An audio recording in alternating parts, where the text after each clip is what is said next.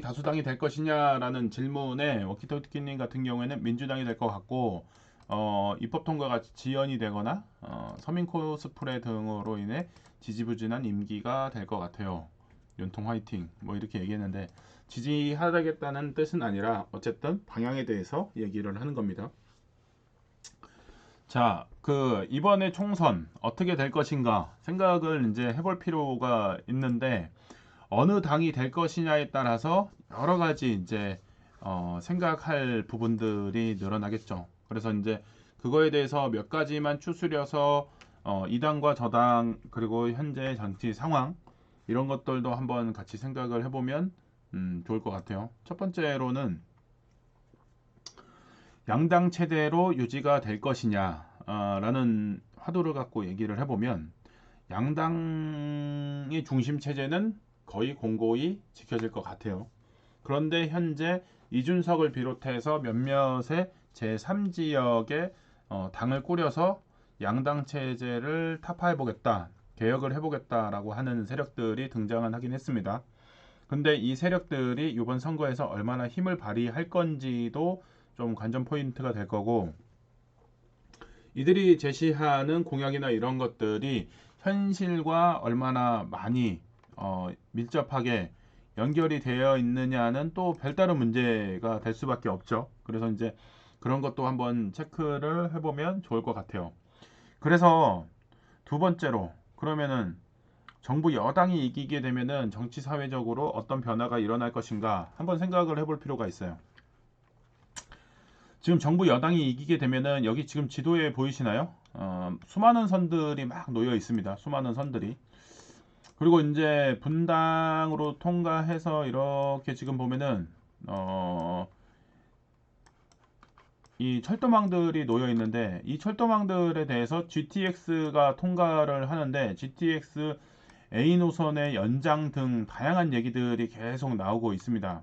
그런 것들을 현재 정부 여당은 실제로 진행이 될지 안 될지는 모르겠으나, 어쨌든 그런 것들에 대해서 얘기를 하면서 진행을 하려고 할 것이고요. 그리고 또 하나, 여기 지금 보시는 것처럼 용인 위에 분당이 있죠. 요 분당 지역에, 요 지역에 지금 신도시 재건축 관련 법안을 통과시키면서 이쪽에 재건축을 빠르게 해보겠다라고 하는 게 정부 여당의 생각인 거죠. 지금 여기 지금 보시는 것처럼 분당에 빽빽하게 지금 집들이 엄청 많아요. 그리고 여기에 이제 신축, 재건축을 하는 거에 대한 기대 심리도 상당히 높은 편은 또 맞기도 하고요. 그리고 이게 GTX A가 통과하게 되면서 이 동탄이나 이런 쪽에서는 환영을 많이 하는 상황이 됐고요. 근데 그렇다고 하더라도 이 정책들이 모두 다 좋아할 만한 정책인가 생각을 해보면, 신도시의 이제 재건축 관련된 법을 완화를 해서 30년만 넘어도 재건축을 할 수 있게 해주겠다라고 했는데, 근데 이제 또 다른 문제가 생기는 곳이 이 북서 지역 중에 하나죠. 북서 지역. 이렇게 지금 보시면은 우리가 지난번에 한 번도 뭐 몇 차례 얘기했지만은 창릉 신도시, 여기 지금 보시면 3기 창릉 신도시를 발표를 했고 여기에 신도시를 만들겠다고 계획을 하고 있는데, 그렇게 되면 이 뒤쪽에 일산 이쪽 사람들은 행복할 것이냐? 여기에도 신도시 이제 재건축 완화 관련된 법령을 통과해서 재건축을 진행을 하려고 하는 건데, 과연 이게 괜찮은 상태냐? 분당과 일산은 극명한 차이를 보이고 있죠. 여기가 재건축이 된다고 해서 많은 사람들이 선호를 할 것이냐 생각을 해보면, 그렇게 많은 사람들이 또 선호를 안 할 수가 있는 지역 중에 지역이 일산인 거죠. 그리고 교통편 문제에서도 GTX가 통과하긴 하는데, 사실은 집값이 오르려면 여기 창릉 신도시를 만들면 안 되는 거죠. 근데 여기 창릉 신도시를 만들면서 사람들이 선호하는 지역이 일산 쪽이 아니라 이 창릉 신도시 일대, 왜? 서울 접근성이 가장 높기 때문에 이쪽으로 선호할 수밖에 없어요. 그래서 정부 여당이 계획하는 신도시 재개발 촉진이 모두 다가 그렇게 선호하고 행복한 상황은 아니다. 그래서 어쨌든 근데 이득을 보는 데가 있고 이득을 보지 못하는 데들이 상당한 거죠. 그러면 이제 반대로 민주당이 이긴다라고 했었을 때 민주당의 정책 방향은 뭐냐? 재건축이나 재개발을 빠르게 하는 거를 선호하는 것보다 현재 있는 상태, 도시 재생에 초점을 맞추는 부분들이 상대적으로 국민의힘들보다 높겠죠. 그래서 도시 재생을 가지고 계속 회전이 돌다 보니까 서울 시내 같은 경우에 지금 현재 오세훈 시장인데 이전 시장이었던 그 갑자기 이제 이름도 생각이 안 나네요. 박원순 시장. 박원순 시장이 내세웠던 게 뭐냐면 도시 재생입니다. 그 대표적인 데 창신동이죠. 창신동. 우리 지난주에 갔던 창신동. 요 창신동 일대의 재개발 면적이 상당히 큰 지역인데도 불구하고 여기를 도시 재생으로 했던 시절이 있었죠. 오세훈 시장 때. 아니, 오세훈 시장이 아니라 박원순 시장 때.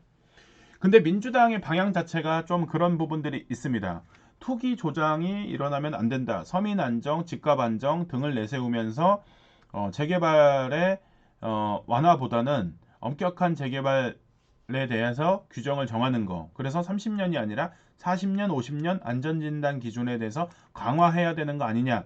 이런 쪽으로 흐르는 것이 민주당입니다. 그래서 최근에 실거주 2년을 해야 되는 거 지금 그 분양가 상한제 적용을 받는 아파트들 그래서 둔촌주공이라든지 이런 것들에 대해서 그러면 실거주 유예 기간을 어떻게 할 것이냐도 첨예했었고 그 다음에 폐지에 대해서도 첨예했었고 결국에는 폐지에 대해서는 동의하지 않았는데 유예에 대해서 가닥을 잡으면서 보면서 이제 3년이라는 기가 막히는 거죠 정말. 이거 2년 산 다음에 임차인한테 1년 더 사르세요 라고 했었을 때 충돌되는 것들에 대해서는 전혀 생각을 하지 않고 그렇게 3년을 얘기한 거고 급하니까 국민의힘도 덜커덩 받았죠. 근데 임대차보호법에 뭐가 있냐? 최단기간 1년을 했어도 임차인이 2년을 주장하면 2년인 겁니다. 그렇다 그러면은 2년을 살고 1년 더 저 갱신권 쓸 겁니다. 근데 갱신권 쓰는데 그러면 1년만 사는 걸로 하고 이렇게 하시죠? 라고 했는데 계약서는 1년이라고 써놓고 저 2년 살 건데요? 라고 하면은 분쟁밖에 안 일어나겠죠. 결국에 이게 무슨 얘기가 되냐? 현재 정권이 민주당이 정권을 잡게 된다라고 했었을 때 국정 동력 자체가 방향을 잃을 수도 있다. 저 그렇다고 국민의힘을 지지하는 건 아닙니다. 그렇게 해서 반대 방향으로 흐르는 것들이 크기 때문에 국정 동력을 잃으면서 식물 상태로 접어들 수 있다. 여기서 이제 또 하나 이제 두 당 중에서 어떤 당이 되든지 간에 여기서 간단하게 끝날 문제가 아니라 중요한 게 뭐냐? 의석수입니다. 국회 의석수. 자, 국회의원은 300명이에요. 300명. 여기 보시면 300명, 지역구 253명, 비례 47명. 그러면 이제 문제는 뭐가 되냐? 개헌입니다. 개헌. 개헌 의석수입니다. 개헌 의석수는 이제 3분의 1을 개헌 의석수. 여기서 300명에 3분의 1을 초과하는 인원수. 뭐 이렇게 지금 여기 개헌을 위해서는 200명 이상이며 개헌 저지선은 3분의 1을 초과해야 된다. 그러니까는 이제 이 101석이 되는 거고요. 개헌을 하기 위해서는 200석이 필요한 거고요. 이렇게 된다고 했었을 때가 이제 문제가 되는 거죠. 여기 지금 기사에 이제 보이시나요? 식물 정보가 된다는 게 요 내용에 근거하는 겁니다. 여기 지금 보면 여기 200석 압승으로 윤석열 정부의 개헌을 단축해서 임기 단축의 개헌을 하자라는 이제 뭐 이런 타이틀, 자극적인 타이틀도 나왔지만은 여기 보시는 것처럼 200석입니다. 200석.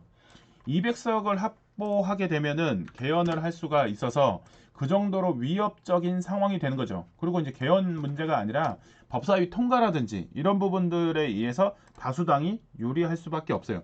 지금 실거주 폐지에 대해서도 법으로 통과시켜야 되는데 다수당이 현재 정책을 진행하고자 하는 방향을 갖지 못한 국민의힘이다 보니까 정책 방향이 왔다 갔다 할 수밖에 없는 상황이죠. 그래서 지난 정권에 여기 지금 기사 보시는 것처럼 180석 거대 여당 탄생, 개헌 빼고 다 된다. 이렇게 지금 돼 있단 말이에요. 개헌 빼고 다 할 수 있다는 얘기예요. 근데 이번에 이제 끝나면서 이런 상황들에서 여기 타이틀 기사 보시면은 이건 지난번이죠. 지난번에 2020년 때. 근데 요번에는 이렇게 되는 거죠. 벌써 총선 200석 거론하는 야당 이런 기사 나오고 예전에 180석으로 거대 야당이 된 거죠. 개헌 빼고 다 할 수 있어. 이렇게 됐던 건데 요번에 진짜 200석을 차지한다고 했었을 때 여파는 상당할 겁니다. 그리고 탄핵 소추가 가능한 상황, 이런 탄핵 소추를 하고 그리고 계엄도 하고 이런 부분들이 생기면은 전국이 많이 불안하겠죠. 전국이 불안하다는 얘기는 결과적으로 다수당을 갖지 못하는 상황이 되면 전국 불안, 경제 불안 같이 연결이 될 수밖에 없어요. 그러면은 부동산 값에 대해서 국민의힘이 이 지금 다수당이 되지 않고 민주당이 되는 상황이 되면은 그렇게 이번 정권이 깔끔하고 이쁘고 경제 성장도 하고 그거를 바라지는 않을 것 같아요. 예. 그렇게 되다 보면은 집값이 그렇게 생각처럼 녹록지는 않을 겁니다. 상승은 하긴 어렵고 둔화 내지는 둔화 하락 이런 현상으로 벌어질 수밖에 없는 상황이 될 거고 국민의힘이 강력하게 드라이브를 건다라고 해서 다수당이 된다고 했었을 때 그러면은 뭔가 뭐 자기네들 지지하는 방향대로 흐르겠지만은 현재는 쉽지가 않을 겁니다. 쉽지가. 그래서 이제 그런 상황들도 지금 있는데 이런 것들에 대해서 고민을 할 필요가 있고 그다음에 제3지대 3지대가 중요한 역할을 하는 거죠. 3지대가 만약에 지금 여기 기사 나오는 것처럼 이준석 탄핵 저지선 뚫린다라고 이제 2023년 10월 28일에 얘기를 했었는데 지금 이제 제3당을 만들었어요. 근데 여기서 일정 의석수를 확보를 해서 민주당과 함께 이준석 당이 200석을 넘는 당이 된다 그러면은 이것도 상당히 국민의힘 입장에서는 불안한 상황이 될 수밖에 없다. 그래서 이런 부분들에 대해서도 한번은 잘 생각을 해보면서 이 앞으로의 경제 방향 등 이런 것들을 생각해 보시는 게 좋을 것 같아요. 전국이 불안하면은 경제 방향도 방향을 잃을 수밖에 없다. 그래서 부동산도 가격을 여파를 맞이할 수밖에 없다. 그러면 이렇게 되면은 어떤 현상이 벌어지냐? 경제가 안 좋아지는데 주가는 좋을 수는 없습니다. 그렇게 된다면 각자 도생이라는 흐름으로 가게 돼서 또 한편으로는 뭐냐면 사행성이라고 지금 일컬어지는 코인이나 이런 것들 각자 도생으로 흐르니까 돈은 흘러야 돼요. 어느 방향으로 가야 돼요. 근데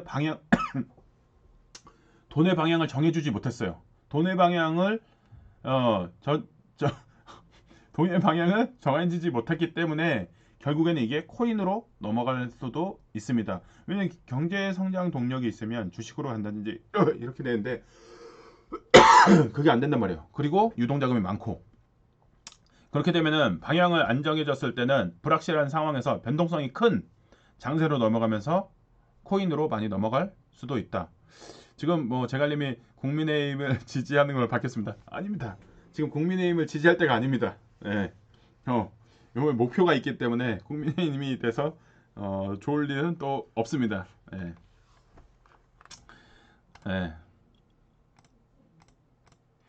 그래서 이제 현재 상황들이 정치 상황에 맞춰서 이제 움직여지는데 오늘 임장이 되게 중요한 게 오늘 임장 지역이 색깔이 아름다운 지역으로 갑니다.